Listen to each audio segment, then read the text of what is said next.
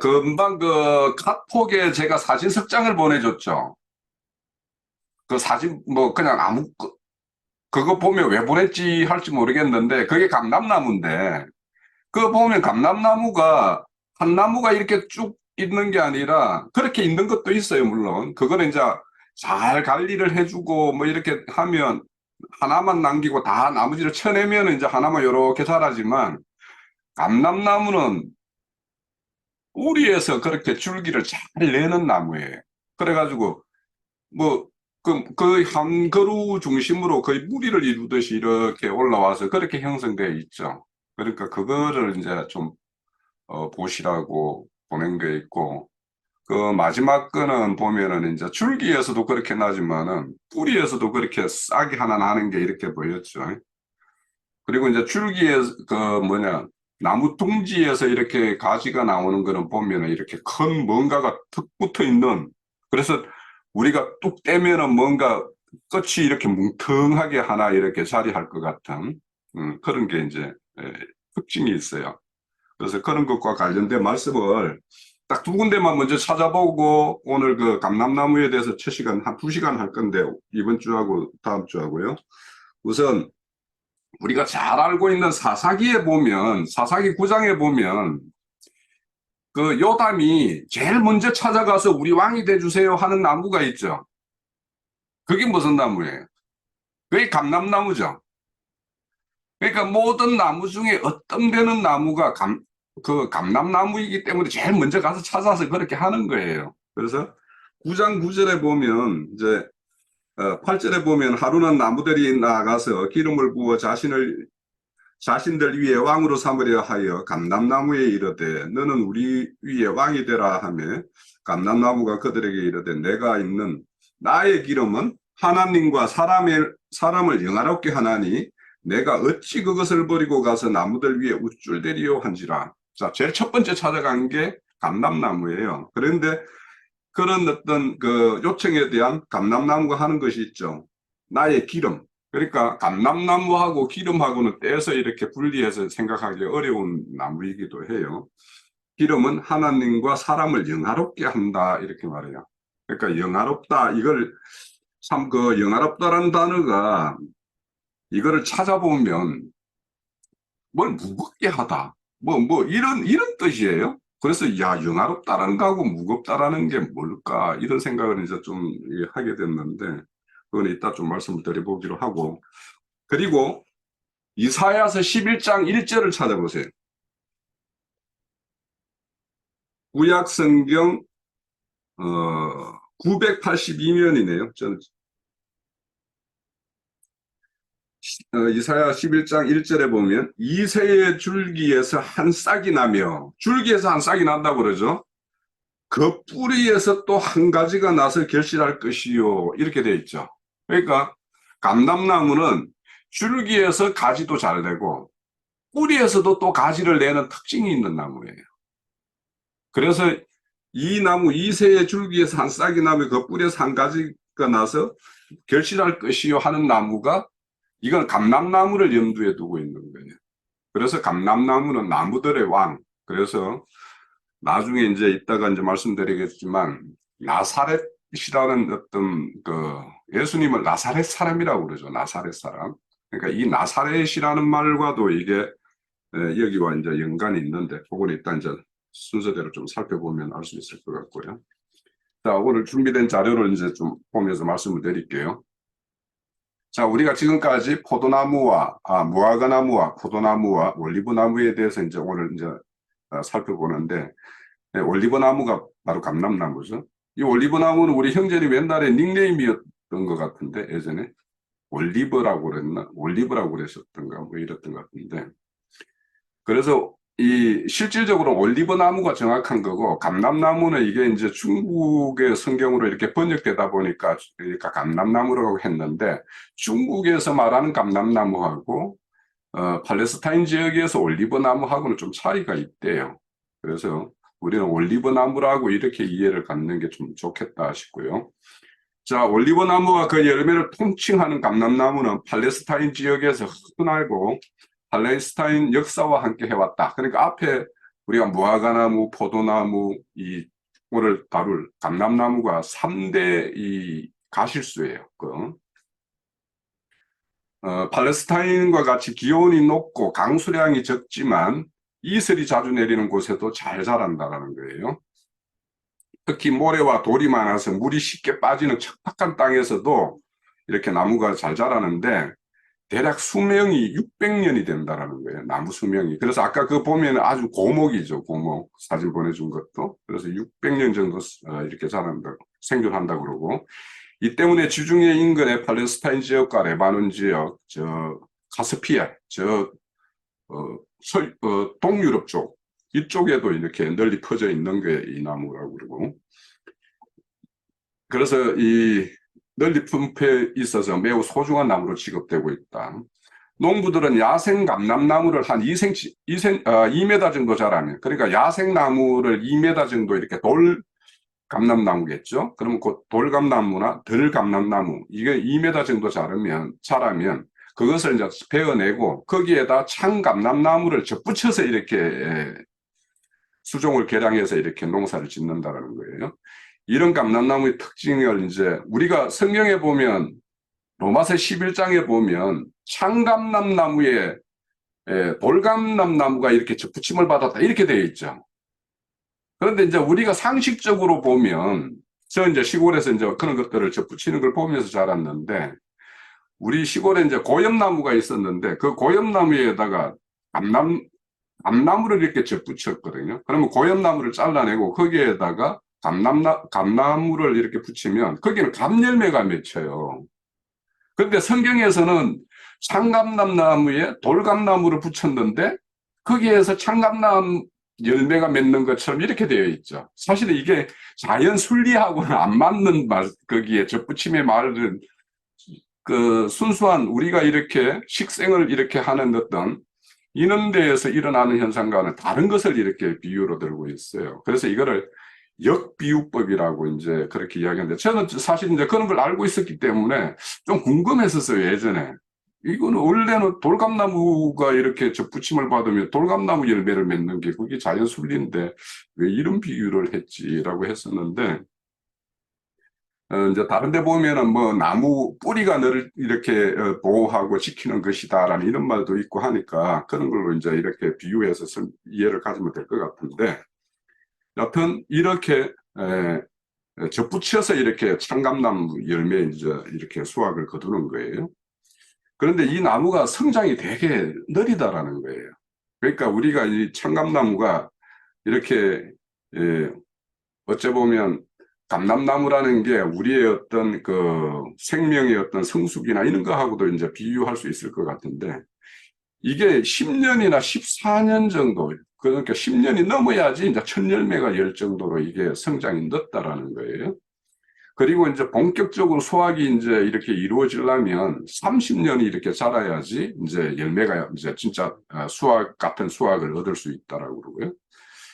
그래서 이제 이런 어떤 감람나무의 어떤 열매를 풍성히 얻는 것은 오랜 시간이 필요하고 그래서 그 나무가 온전히 이렇게 자랄 때까지 이렇게 뭔가 보호가 잘 이루어져야지만 열매를 얻을 수 있기 때문에 그래서 감람나무 열매를 이렇게 풍성히 얻는 것은 평화의 어떤 상징. 그러니까 뭔가 그 사이에 뭔가 큰 전란이라든지 이런 게 있으면 이제 나무가 이렇게 손을 받겠죠.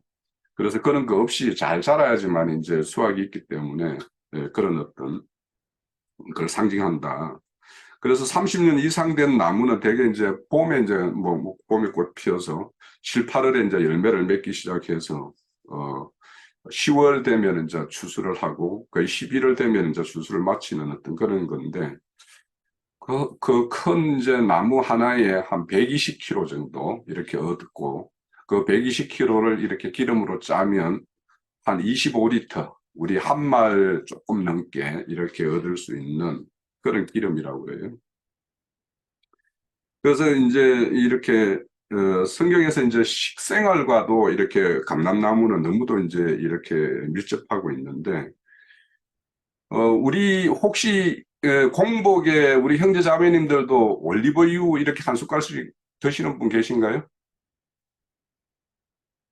그거 굉장히 좋은 거예요. 사실은 우리 그 자매가 일찍 이 올리브유 기름이 이런 어떤 효과가 있는 걸 알았더라면 일찍 먹었으면 되게 좋았을 뻔했어요. 그 팔레스타인 지역 쪽에 올리브 기름이 많이 나는 지역에는 이런 우리 자매 같은 이런 게 없다라는 거예요. 심혈관 질환 환자들이 극히 이렇게 드물대요.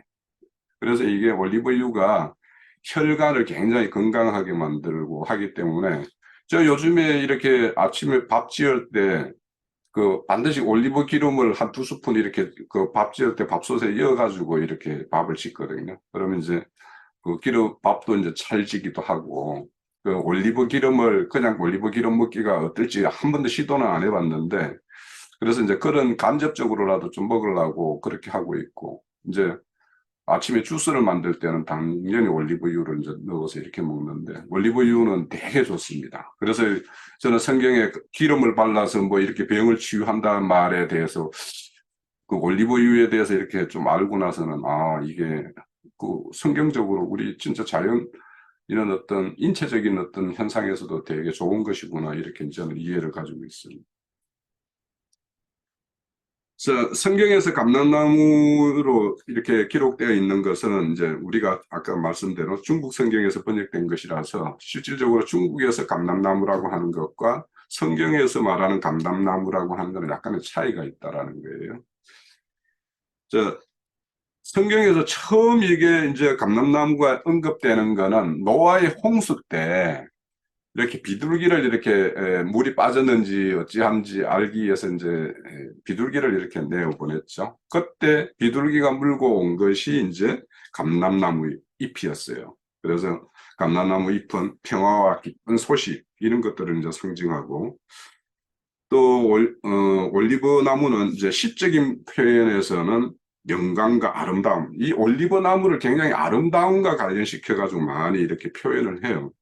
그게 그 나무로 보면은 어떤 점을 이렇게 그 아름다움으로 표현하는지는 모르겠는데 우리가 이제 요즘에 어떤 그 뭐라고 그러나요? 그 나무를 키워서 이렇게 우리 뭐 이렇게 관상용으로 하는 이런 것 같으면 아까 나무 보니까 뭐 이렇게 오목조목하게 생긴 게 좀 그런 용으로는 괜찮겠다 싶기는 한데 여튼 그런 걸 상징한다고 그러고 이 나무가 이제 그 뿌리 같은 경우가 굉장히 좀 이렇게 덩치가 있잖아요. 나무 그 잎이나 가지에 비해서. 그래서, 어떤 그 힘과 번영 뭐 이런 것들을 상징한다라고 이렇게.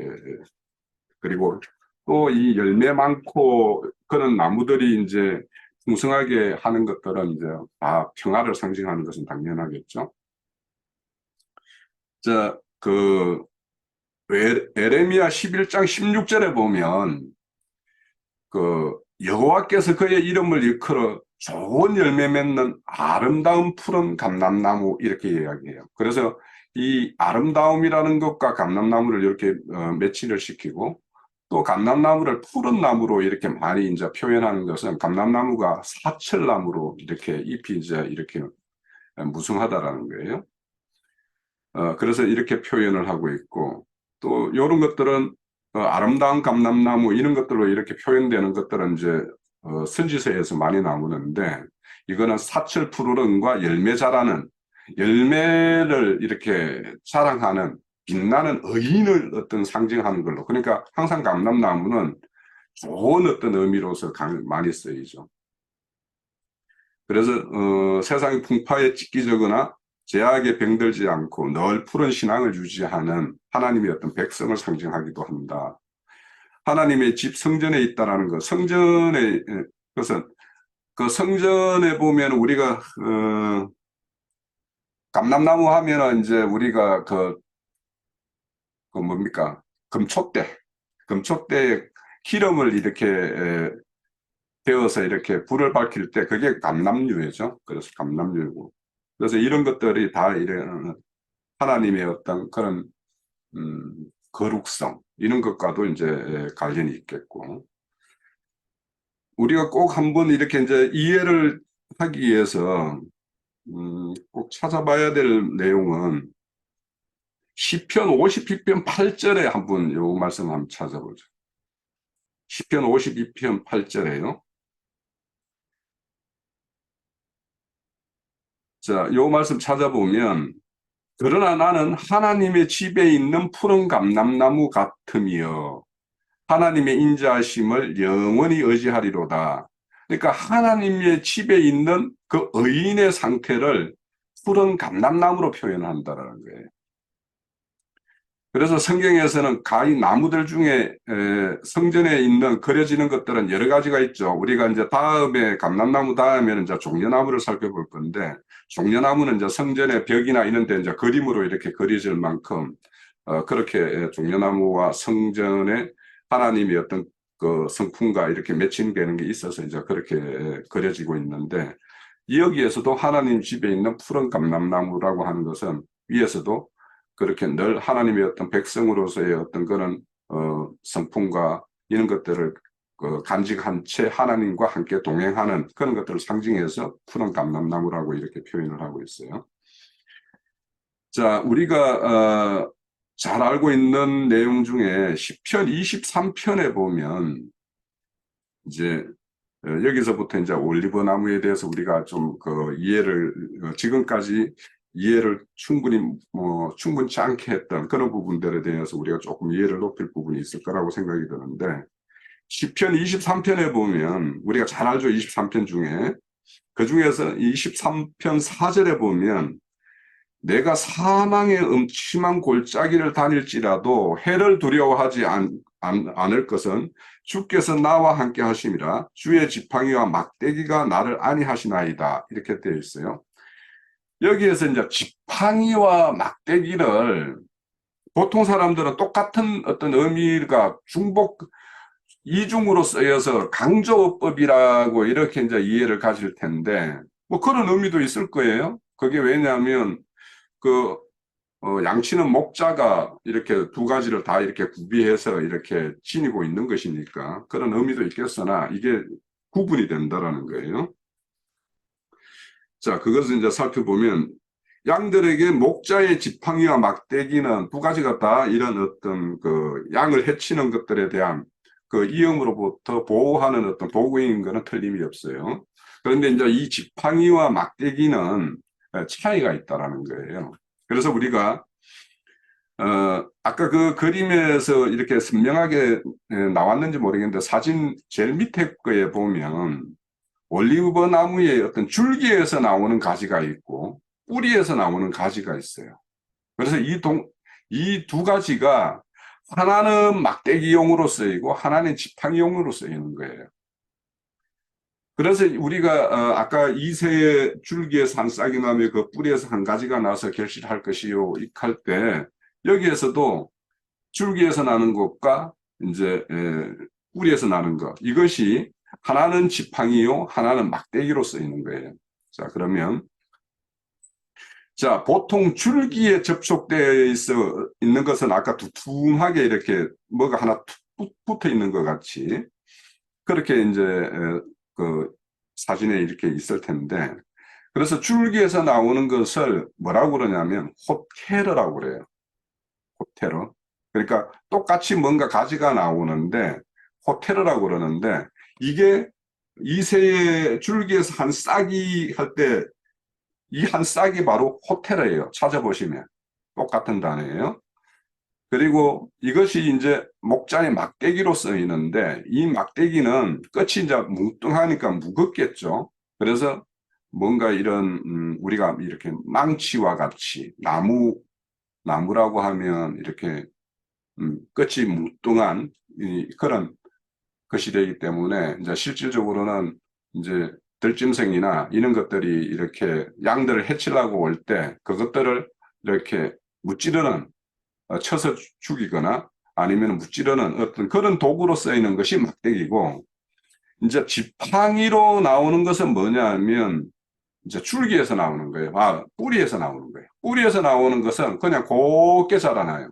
그래서 곱게 자라나는데, 그래서 우리 그 사무엘상 17장에 보면 다윗이 그 골리앗과 싸우러 나갈 때 지고 나가는 게 뭐냐면 지팡이가 아니고 막대기를 지고 나가요.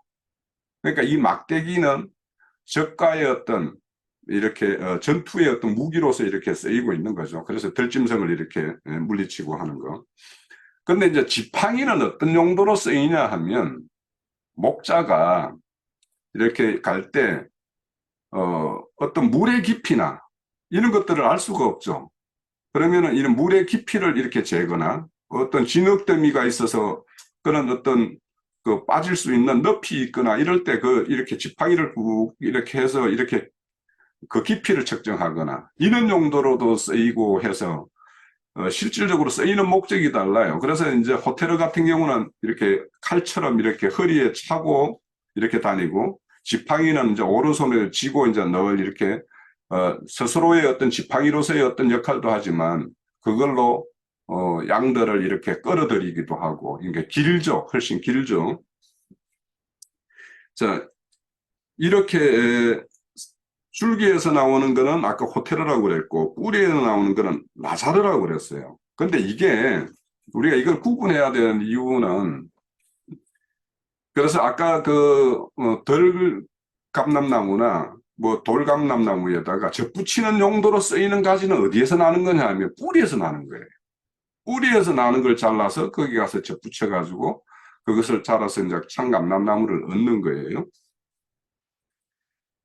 그래서 이제 그 줄기에서 나는 것들이 이제 뭐 이렇게 뿌리에서 나는 것들이 많은 가지들이 올라오면 그 가지들 중에서 한 두서너 가지만 이렇게 남겨놓고 나머지는 다 잘라서 그 뭐 이렇게 지팡이를 만들거나 아니면은 집을 이렇게 지을 때 이렇게 그 미리 까는 그런 용도로 쓰거나 이런 용도로 쓰고 그래서 이제 두 개를 목목으로 이렇게 남겨서 그걸로 이제 이렇게 접붙여서 이렇게 계속 식생을 이렇게 해 가는데 그래서 이것을 이제 우리 성경에는 어린 감람나무라고 하면 이렇게 뿌리에서 나오는 그 줄기를 이렇게 목목으로 이렇게 보관하는 이것들은 이제 어린 감람나무라고 하는 거예요. 그래서 이것들을 잘 보관을 할 필요가 있죠. 어째 보면 참감람나무의 어떤 씨종과 똑같기 때문에 그래서 이 뿌리에서 나는 것들이 보통 이제 뿌리가 그 나무 이렇게 빙 돌아가면서 이제 이렇게 뿌리가 자랄 거 아닙니까? 그러면 그 뿌리에서 가시들이 쭉 올라오면 그 원둥치를 중심으로 이제 그한 가지들이 이제 주변에 이렇게 두르겠죠? 그거를 이제 성경에서 표현하는 게 있어요. 시편 128편 3절을 한번 이렇게 되시면 찾아보세요. 시편 128편 3절이에요.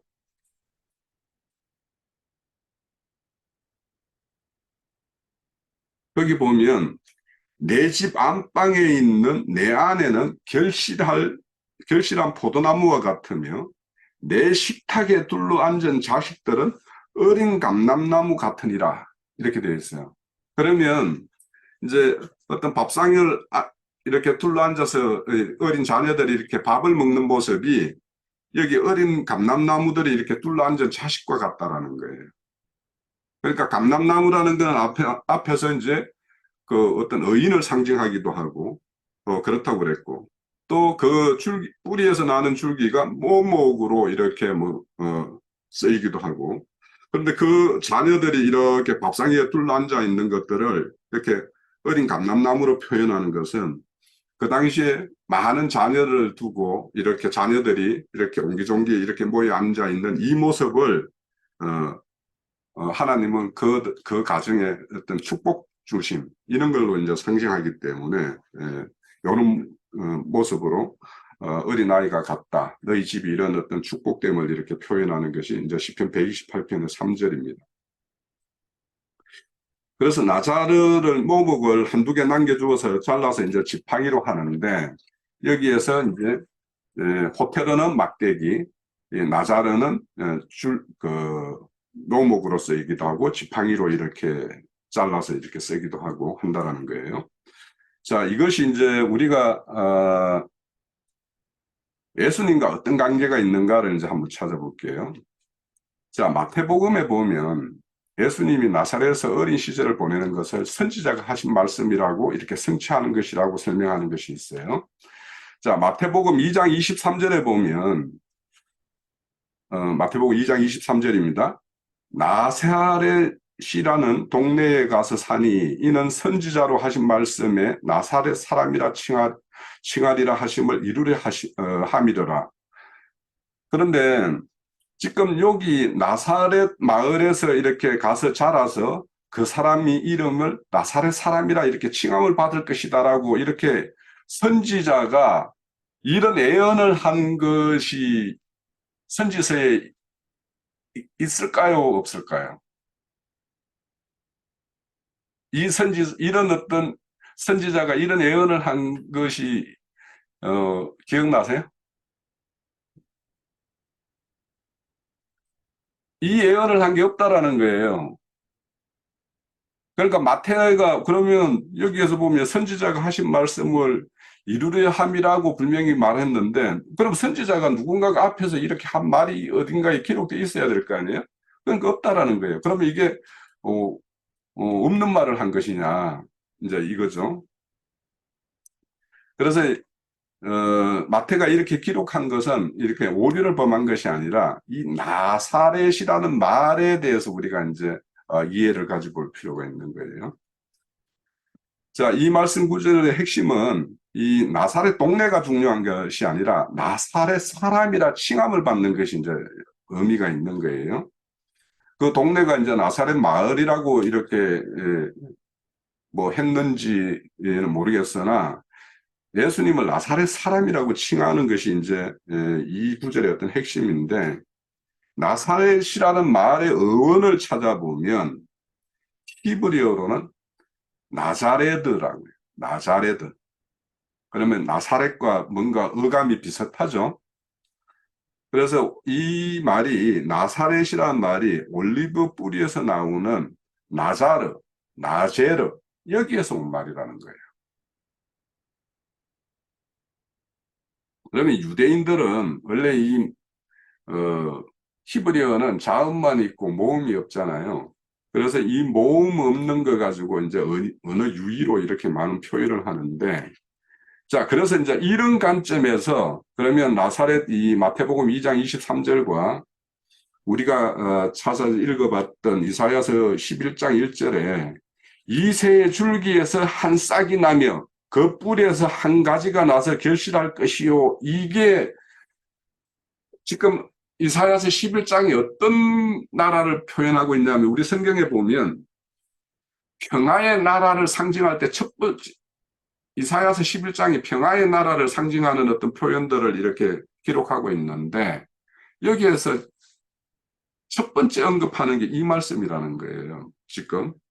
그러니까 한 뿌리에서 한 줄기에서 한 싹이 나고 한 뿌리에서 한 가지가 나는데, 이 한 가지가 뭐냐면 나자레드이고, 그것이 헬라어로 이렇게 번역됐을 때는 나사렛, 이렇게 이제 번역이 된 거죠. 그래서 이거는 이제 우리들은 감람나무하고 뭐 그것이 예수님하고 어떤 연결이 되는가라는 것을 이제 유추하기가 쉽지 않지만, 유대인들은 앞서서 이제 제가 왜 사사기 9장 9절을 찾아보자, 그래서 거기에 보면은 가장 우리 왕이 되달라고 첫 번째 찾아간 나무가 왜 감람나무인가? 그게 나무들 중에서 왕이라는 거예요. 그리고 금방 이사야서 11장 1절에도 보면 그 어떤 뿌리에서 나는데, 그 뿌리가 어떤 뿌리냐 하면은 감람나무라는 거예요. 그래서 감람나무 자체가 왕을 상징하는 거예요. 오시는 예수. 그러니까 예수가 어떤 분으로 오셨어요? 유대인으로 왕으로 왔고, 제사장으로 왔고, 참 선지자로 이렇게 오신 거 아니에요? 자, 그래서 올리브나무 줄기와 뿌리에서 나오는 가지들, 즉 줄기에서 나오는 호테르는 양을 인도하고 보호하는 목자로서의 어떤 메시아의 어떤 상을 이렇게 가지고 있고, 그 뿌리에 나는 나제르는 묘목으로 계속, 그 묘목은 계속 이어서 참감람나무로 이렇게 어딘가에 접붙여가지고 계속 열매를 내죠. 그래서 이것은 죽지 않고 부활하신 그 영, 육신으로는 죽고 다시 사신 그 영을 상징하는 것으로 뿌리에서 나는 그 줄기를 영생하는 메시아 왕조를 이룰 그런 걸로 유대인들은 이해를 하고 있었다라는 거예요. 그래서 이 마태복음 2장 23절이 선지자가 그렇게 한 말이 구체적으로 나사렛 동네에 살고 나사렛 사람으로 이렇게 칭함을 받을 것이다라고 이렇게 이 말이 그대로 선지자가 예언한 말은 없어요. 그런데 우리가 이렇게 유추해 보면 그 나사렛이라는 것과 그 감람나무 뿌리에서 나는 어떤 줄기 그것들을 이렇게 연결시키면 이사야서의 11장 1절에서 뿌리에서 난 한 가지 이것을 이렇게 연상할 수 있다. 그리고 이제 우리가 성경에 보면 하나님이 어떻게 뭐 심는 나무, 가지 뭐 이런 말들이 이제 나와요. 그러면 심는 나무 가지들 이런 것들을 다른 데 이렇게 구체적으로 이제 포도나무라고 이렇게 적시하기도 하고 하지만 그런 어떤 구체적으로 나무를 이렇게 상징해서 이렇게 표현하지 않는 거는 감람나무 가지라고 거의 보셔도 돼요. 자, 그것은 이사야서 60장 21절에 보면 여기에도 이제 나와요. 내 백성이 다 어렵게 되어 영원히 땅을 차지하리니 그들은 내가 심은 가지요 내가 손으로 만든 것으로 나의 영광을 나타낼 것인저 이렇게 말해요. 그들은 내가 심은 가지라고 그래요. 그러면 이 가지가 무엇이냐? 나사르. 그 두세 가지 남겨놨다가 그 묘목으로 이렇게 하는 것. 또 61절 이사야서 61장 3절에도 보면 무릇 시온에서 슬퍼하는 자에게 하간을 주어 그 죄를 대신하며 기쁨의 기름으로 그 슬픔을 대신하며 찬송의 옷으로 그 근심을 대신하며 그들이 의의 나무 그러니까 의의 나무 하면 아까 감람나무는 의를 상징한다고 그랬죠. 그래서 의의 나무 곧 여호와께서 심으신 그 영광을 나타낼 자라 일컬음을 받게 하려 하심이라. 그러니까 이렇게 심은 거 하나님이 뭔가 심었다라고 하면 감람나무를 이렇게 생각하면 됩니다. 자, 그래서 유대인들에게는 나자르는 오실 메시아를 생각하고 있었고 나사렛 사람이라 칭하리라는 그 나사렛에서 자란 예수를 바로 메시아라도 그러니까 마태가 이렇게 그렇게 선포한 거는 나사렛에서 자란 그 예수가 우리가 기다리던 그 메시아다라는 것을 선포하는 말씀이라는 거예요. 자, 마태복음은 그 독자가 마태복음 누구에게 준 복음서예요? 이거는 유대인에게 준 복음서예요. 마태복음은. 그래서 마태가 이렇게 쓴 거는 유대인들을 염두에 두고 쓴 말씀이에요. 그래서 그 독자 대상이 이방인이 아니라 유대인이었기 때문에 이런 표현이 가능했고 유대 문화를 모르는 우리 이방인으로서는 나사렛이라는 말과 감람나무라는 것을 이렇게 연결시켜서 이해하기는 그렇게 쉽지 않다라는 그런 생각이 듭니다. 저도 이것이 어떻게 연결되지 하면서 이제 자료를 정리를 했었어요. 그리고 이제 성경에는 보면 메시아를 이렇게 뜻하는 지팡이와 막대기라는 표현은 많이 나와요. 그래서 이제 유다를 이렇게 축복할 때 그 규가 유다를 떠나지 않을 것이며 통치자의 지팡이가 그 발 사이에 떠나지 않을 것이다. 이렇게 말씀할 때도 이 지팡이를 그런 메시아를 상징하는 어떤 표현이라고 볼 수 있고 모세가 이렇게 애굽으로 내려가서 하나님의 어떤 그 명령을 집행할 때 짚고 간 그 지팡이도 그 어떤 메시아의 어떤 그런 이렇게 상징한다고 볼 수 있고요. 그리고 이제 막대기로 표현되는 거는 이제 가끔씩은 어떤 이제 막대기가 어떤 징계, 예? 그 악한 것들에 대한 어떤 징벌 이런 그 수단으로 이렇게 쓰이기 때문에 막대기라는 것은 그런 어떤 공의의 어떤 하나님의 어떤 공의 정의를 이렇게 실현하는 어떤 그런 걸로 이렇게 표현하기도 하고 그래서 그런 것들을 좀 이해를 가지면 좋겠고요. 자, 그 감람나무는 이제 아까 돌감나무와 이렇게 별감나무로 이렇게 표현되는 그래서 우리 성경에서는 이런 것들을 이방인을 돌감람나무나 들감람나무로 상징하고 유대인을 참감람나무라고 이렇게 비유하기도 해요. 그래서 그거는 이제 우리가 뭐 로마서 11장에서도 이제 직접적으로 그런 표현을 하고 있죠. 그건 이따 보기로 하고요. 이런 어떤 덜에서 그냥 자연스럽게 이렇게 나고 자라는 어떤 야생 감람나무는 바빌론 포로에서 돌아온 유다 백성들이 초막절을 이렇게 초막을 지을 때 그 초막 재료로 많이 사용을 했어요. 그래서 이 초막을 이렇게 짓고 이렇게 그것을 이렇게 지낸다라는 것은 이게 결국에는 회복의 어떤 상징이거든요. 그래서 이런 감람나무, 참감람나무의 어떤 풍성은 그런 어떤 하나님의 어떤 풍요를 이렇게 허락하신 거고, 이 들감나무를 이렇게 심어서 이것들로 이렇게 초막을 짓거나 집을 이렇게 짓는 것들은 새로운 어떤 안식처를 이렇게 가지는 어떤 그런 것을 이제 상징하기 때문에 그런 표현들이 있습니다. 그래서 이 초막절에 초막을 짓는 걸로 이제 표현되는 것은 이사야서 41장 19절에 보면 내가 광야에서 백향목과 시띠나무와 하석류와 들감나무를 심고 사막에는 잣나무와 소나무와 황양목을 함께 두리니 이런 표현이 있어요. 그래서 여기에 보면 들감남나무도 실질적으로 하나님이 써서 그러니까 실질적으로 이제 참감나무를 이렇게 접붙임으로도 쓰이지만 초막을 짓고 집을 짓는 어떤 이런 재료로도 이렇게 쓴다라는 거고, 이 표현은 느헤미야 8장 15절에도 나와요. 그래서 이제 느헤미야서 같은 경우에는 바벨론 포로에서 돌아온 자들이 자신들이 이렇게 하나님의 어떤 은총을 입어서 돌아온 것을 이렇게 기념하기 위해서 초막을 이렇게 초막제를 지낼 때 그런 재료들을 써서 이렇게 하나님의 어떤 그런 은총을 기념하고 있습니다. 이 나무는 하나님의 백성 참감남이 아닌 이방인을 상징하며 바울 사도는 유대인과 이방인 관계를 참감남나무와 돌감나무로 비유해서 꺾임과 접붙임으로 하나님의 경륜에 따른 시대의 운영을 말씀하고 있다.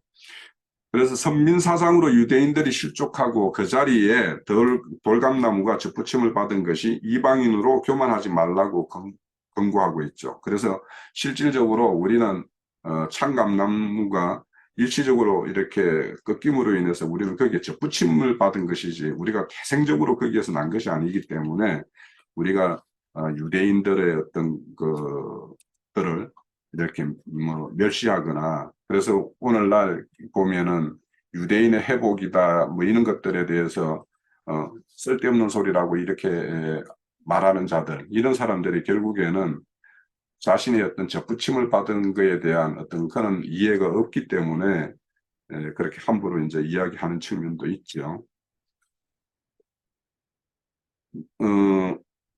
직접적으로 참감나무와 돌감나무의 어떤 표현은 로마서 11장 17절, 18절에 보면 그대로 나오죠. 그거 한번 읽어볼게요. 또 한 가지 얼마를 꺾이었는데 돌감람나무인 내가 그들 중에 접붙임이 되어 참감람나무의 뿌리의 진액을 함께 받는 자가 되었은즉 그 가지를 향하여 자랑하지 말라. 자랑할지라도 내가 뿌리가 보존하는 것이 아니요 네가 뿌리를 보존하는 것이 아니요 뿌리가 너를 보존하는 것이라. 그러니까 우리는 그렇게 보존받는 존재이고 우리 스스로 이렇게 생명이 있다 할 수 없는 어떤 그런 존재이기 때문에 우리가 비록 지금 이방인 시대에 하나님의 어떤 그 복음이 이방인 땅까지 이렇게 전파되어서 오늘 우리가 이제 이런 믿음 생활을 하지만 장래에는 유대인들의 어떤 회복의 어떤 시대를 있을 것을 우리는 이제 인정하고 있는데 이것을 인정하는 사람보다 인정하지 않는 사람이 절대 다수거든요. 사실은 천년왕국을 이렇게 부인하는 사람들이 이제 우리 이 나라에서는 이제 대표적으로 이제 장로교파들은 이런 것들은 이제 절대 인정을 안 하죠. 자, 이런 것들은 하나님은 이 뜻은 결국에는 돌감나무이든 참감람나무이든 그들이 모두 하나님에 의해서 참 생명 하나로 이렇게 연합하는 거, 이것이 이제 하나님의 뜻인 걸 에베소서 2장에 보면 잘 나와 있죠. 자, 에베소서 2장 11절에 보면 그러므로 생각하라 너희는 그때 육체로는 이방인이요 손으로는 육체에 행할 할례가 없는 자였어요. 우리는 그렇게 할례 받지 않은 무리로 칭함을 받던 너희들이 그리스도 밖에 있었고 우리는 이스라엘 나라의 밖에 사람이었어요. 그래서 우리에게는 약속의 언약도 없었고 그들로부터 애인이라 이렇게 취급을 받았던 사람인데 이제는 이제 멀리 있던 너희가 그리스도 예수 안에서 그리스도 피로 가까워졌다라고 그래요. 자, 그래서 둘이 하나가 되어서 중간에 막힌 담을 다 흠으시고 이 둘을 자기 안에서 한 세 사람을 지어서 둘이 한 몸이 이루는 것이 하나님의 뜻이라고 이렇게 밝히고 있습니다. 자, 이처럼 하나님은 창감람나무이든 돌감나무이든 즉 유대인이든 이방인이든 하나님에 의해서 그 뿌리 한 줄기 뿌리에서 난 한 줄기에 의해서 우리는 생명을 이렇게 이어받은 그래서 그 묘목 중에 한 가지에서 우리는 열매를 맺는 그런 어떤 걸 생각해 보면 이 감람나무의 어떤 그 뿌리에서 나는 가지 이 가지에 대해서 우리가 다시 생각을 해보면 아 뿌리가 보존을 한다라는 말이 어떤 것이며 거기에서 나는 생명이라는 것은 어떤 생명이고 그 생명이 왜 한 생명으로 된 것인가 이런 것들에 대해서도 우리가 이 복음 하나님의 말씀에 의해서 새롭게 된 어떤 생명이 그렇게 감람나무에 의해서 이렇게 한 줄기에서 이렇게 난 생명이라는 것 이런 것으로 연결시켜 보면 그 성령에 의해서 한 생명이 된다라는 것 이런 것들에 대해서도 좀 더 명확한 이해를 할 수 있을 거라는 생각이 들어요. 자, 우리가 오늘 첫 시간에 감람나무라는 것은 우선 이제 이해할 것은 나무들의 왕이다. 그래서 감람나무는 왕으로 오실 예수고 그것을 더 구체적으로 정리하면 뿌리에서 나는 가지에서 새 생명이 이렇게 자라는 것과 또 예수님이 이 나사렛 지방에서 이렇게 자라고 나사렛 사람이라 칭함을 받는다라는 이 표현은 결국에는 감람나무에서 난 한 줄기에 의해서 그 평화의 시대가 올 것이라는 이사야 선지자의 그 말씀이 나사렛이 유대인들이 충분히 이해할 수 있는 이런 말로 이렇게 표현된 것이다. 그렇게 좀 이해를 하면 될 것 같고요. 그래서 오늘 이제 감람나무는 기름하고 이렇게 뗄래야 뗄 수 없다고 그랬는데 이제 그 기름에 대해서는 우리가 다음 시간에 다뤄보려고 해요. 그래서 기름이라는 것이 가장 이렇게 중요한 부분인데 다음 시간에 이제 이 기름에 대해서 이해를 좀 가지고 하면 우리가 감람나무 열매에 의해서 맺어진 어떤 열매가 신앙생활을 함으로 인해 가지고 우리 신앙의 어떤 결과가 그 기름을 내는 것과 어떻게 연결을 시켜서 우리가 신앙을 해야 될 건가 이런 것들에 대해서도 좀 고민해보고 그래서 우리가 아까 찬양에서도 감람 열매가 부서지지 않으면 기름을 못 낸다고 그랬는데 그럼 그 부서진다라는 의미가 무슨 의미인가? 그래서 우리는 어떻게 해서 기름을 내는가? 우리는 어떤 기름을 내서 어떤 등불을 밝히고 또 그것을 어떤 그 제사장이 어떤 거룩한 옷을 입는데 간유로 이렇게 뿌림이 되어지고 뭐 이런 것들과 한번 연결시켜 보면 이 감람나무가 우리에게 주고 감람나무를 통해서 하나님이 우리에게 이렇게 밝히고자 하는 것들을 좀 헤아릴 수 있지 않을까 싶어요. 그래서 오늘은 첫 시간에 감람나무가 왕을 상징하고 어떤 상징하고 의인을 상징하고 뭐 이런 정도로 좀 이렇게 기억을 하고 있으면 좋을 것 같아요. 뭐, 그 부분, 네, 감람나무에 대해서 이렇게 말씀하시는 거는 듣기만 하지, 아, 이게 어떻게 연결되고 이게 좀, 하여튼 그 부분이 잘 아직 안 되고, 그, 그, 지팡이와 막대기 아까 말씀하실 때, 저도, 그러네. 그 생각을 했었어요. 그 지팡이와 막대기를, 음, 다른 의미로 썼지만, 이렇게 이제 그것도 이해의 폭을 넓히기 위해서, 어, 어떤 그, 다른 표현이지만 같은 의미 아닌가 이런 생각을 했었어요. 예전에 이거 궁금해가지고, 아, 이거 무슨 뜻이지 묵상을 하는데 그런 생각, 예, 그런 깨달음이 왔어요. 예, 뭐냐. 그 사람이 지팡이로 쓸 때는, 그 이제 지팡이가 사람보다 항상 앞장서서 가잖아요. 예, 표상적으로 보면, 지팡이가 앞장서서 가고, 그리고, 뭐, 언덕을 올라갈 때나 내려갈 때나 이 지팡이를 의지해서 가고, 그래서 저는 이게, 아, 이게 표상이구나, 이런 생각이 들었던 게, 그러면, 또 요거를 다른 표현으로 하면 이런 표현 아닌가, 시편 119편 105절에 보면, 주의 말씀은 내 발의 등이요 내 길의 빛이니이다. 이 말씀과 지팡이가 나를 안위하는 것이 이게 같은 의미가 아니겠는가 이런 생각을 해봤었어요. 근데 막대기는 어, 내가 이제 걸음을 걸으면서 갈 때는 지팡이고 그 양을 돌보기 위해서 내가 그걸 무기로 쓴다든가 또는 그 양이 그 엉뚱한 데로 가면 그 지팡이가 이렇게 굽어 있더구만요. 근데 양의 목을 이렇게 걸어가지고 이렇게 끌어당길 수도 있고, 이렇겠다, 이런 생각이 들었었어요. 그래서 하나는 지팡이는 나의 앞장서서 가시는, 어, 그, 그리스도를 상징하고, 또 그 나무는, 어, 그, 주님께서 나를 보호하시고 지키시는 그 목자의 지팡이로 이렇게 상징되지 않나 이런 생각을 이렇게 하고 있었는데 오늘 이렇게 이제 뿌리에서 나오고 줄기에서 나오는 나무가 가지가 다르다 그러는데도 그게 두 가지를 이렇게 연결을 하려고 해도 매치가 좀 잘 안 되고 그냥 이렇게 예전에 묵상했던 거를 이렇게 말씀드렸습니다. 간략하게 말하자면 막대기는 이 교회에서 치리권이다 이렇게 생각하면 되고 지팡이는 인도권이다 이렇게 이제 생각하면 뭐 무난할 것 같고요.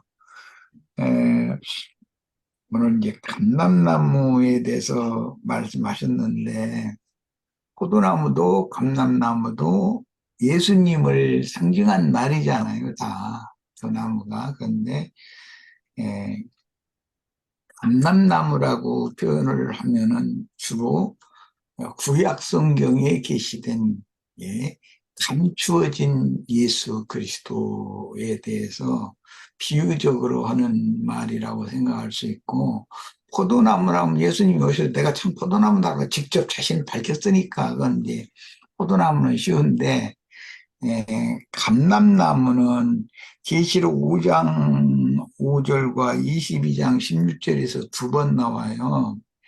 그리고 이 계시록에 나오는 말씀은 스가랴 4장 12절에서 이게 인용을 한 말인데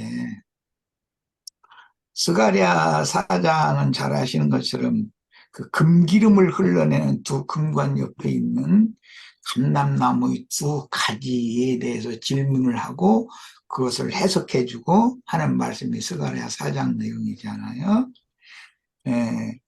그러니까 그 감람나무 자체는 금기름을 흘러내는 두 금관 옆에 있는 감람나무 자체는 예수 그리스도를 말하는 것이고 그 감람나무의 두 가지는 그리스도의 증인들을 상징으로 이렇게 표현을 한 말이니까 그런 말씀에서 계시록에서 두 번 나오는데 유대 지파의 사자 다윗의 뿌리라는 말씀이 나왔고 22장 16절에는 나는 다윗의 뿌리요 자손이다 또 이렇게 말을 했어요. 양면을 말했어요. 오늘 홍영재님이 감람나무 뿌리에서도 새순이 이렇게 나오는 그 이야기를 했고 감람나무가 가지가 또 이렇게 잘 퍼져나간다는 그런 얘기 됐는데 보면 예수님이 나는 다윗의 뿌리요 이렇게 말할 때는 유다를 염두에 둔 말이지만 더 올라가면 이제 뭐 아브라함, 이삭, 야곱 이렇게 쭉 흘러내려오겠으나 주로는 유다 지파의 사자니까 유대 지파의 사자로 예수라는 인자가 오실 때는 유다 지파의 사자로 오셨었기 때문에 그래서 이라고 하면은 다윗의 자손 예수라는 말과 이제 관계가 있어서 그때 당시 이스라엘 사람들은 다윗의 자손이여라고 말하면 메시아라는 표현이었다는 거예요. 오늘 이제 홍영재님이 아까 나자르에 관한 이야기 했는데 고테르라는 말은 오늘 내가 처음 들은 이야기고 이 나자르라는 말은 뿌리에서 돋아난 새 가지라는 그런 개념이었었기 때문에 예수님이 그 뿌리라는 건 신앙의 근거니까 아브라함의 믿음부터 시작하는데 구약 시대에는 유다가 왕권 그 호를 유다가 갖고 있잖아요. 그래서 다윗의 뿌리다 이렇게 말을 하면 더 중요하게 여기는 것은 아브라함보다는 유다를 염두에 두는 말이었었죠. 유다 지파에서 파생돼서 흘러나왔으니까. 예수님의 아버지 족보도 유다 족보고 예수님의 어머니 족보도 유다 족보인데 다윗 왕의 그 후손 내에서 솔로몬과 나단 이렇게 갈라졌다가 요셉 계보와 마리아 계보가 다시 만나서 예수로 다시 이게 완성이 되는 것이거든요. 그러니까 이런 성경의 모든 비밀이 참 너무 비밀스럽다. 그런 것도 오늘 이제 많은 생각을 해보게 됐고, 그다음에 다윗의 자손이라는 말은 예수님이 이 땅에서 오셔서 말씀 증거를 하실 때 다윗의 자손 예수여 나를 불쌍히 여기소서 꼭 이렇게 얘기를 했거든요. 유대인들이. 그럴 때 그 다윗의 자손이라는 말은 메시아라는 뜻이었다는 거예요. 그분이 구원자다 그런 뜻이었다는 거거든요.